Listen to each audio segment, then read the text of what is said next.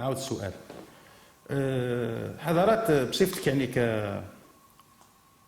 كمجاهد من مجاهدي يعني حرب التحرير، والآن راك على رأس قطاع من قطاعات المنظمة الوطنية للمجاهدين، ما هو يعني رأيك فيما قامت به التلفزيون مؤخرا بنشر يعني إجراء حصة لأحد الخونة بن قنة الذي يعني قام بالمستحيل وذبح الناس في وقتها، وعنده مواقف يعني مخزية مع الجزائريين في منطقة الزبامة منطقة البسكرة. ما هو رأي عبد الواحد بوجابر؟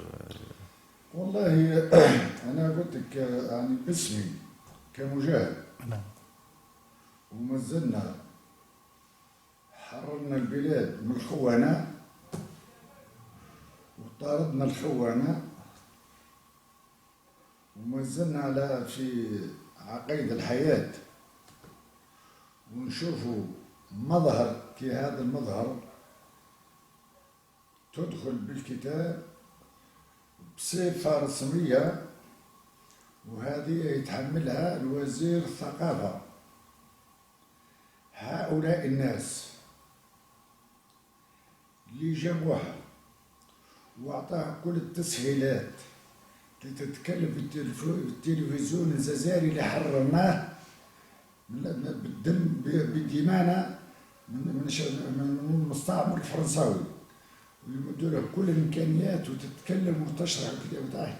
هذه نعتبرها خيانه عظمى وتواطي. فيه ناس متواطئين مازالوا في داسين رؤوسهم لتحت الخبايا في تاريخ الجزائر، يسودوا في تاريخ الجزائر. نحن مازلنا حيين، مازلنا عقيد الحياه، مازلنا مجاهدين، ما نقبلوش الشيء هذا، ونطلبوا من السلطات اللي عناها الامر واللي عندها السلطه ادبيه والسلطه قانونيه تعاقب هؤلاء الناس اللي دخلوا هذا الخاين. هذا نحن نعرفوه باللي خاين، وكنا صغار وقرينا عليه ونسمع عليه باللي كان يقص في الودنين تاع الجزائريين. هذه السلطه وزارة الثقافة والإعلام هم اللي يتحملوا المسؤولية، واللي أعطاه واللي جابوا به ويدوروا هو اللي يتحمل المسؤولية ويحاسبوهم. ما كاش سماح في التاريخ، ما كاش سماح في دم الشهداء، ما كاش دم في المجاهدين يمشوا في الكرار صراحة من الثورة. وجينا واحد بقى في سنة 2017 خايب من خاين يتكلم في التلفزيون وينشر الكتاب تاعه، ينشر الكتاب تاع الثورة، ينشر كتب التاريخ، ينشر كتب البطال مثل الأمير عبد القادر، مثل بن بديس، مثل مصطفى بالعيد، مثل بن بهيدي، مثل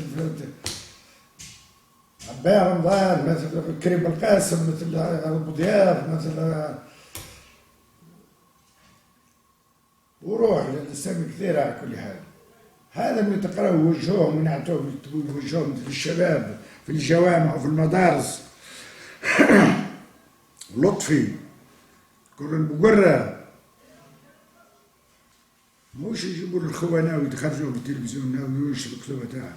هذه خيانة عظمى، ونطلب باسمي كمجاهد وعلى الإمام الوطني أن هؤلاء الناس لازم يتحاسبوا ولازم يتحققوا. الناس اللي جابوها هي عندها حق باش تجي، هي تدافع على الخبر تاع باباها.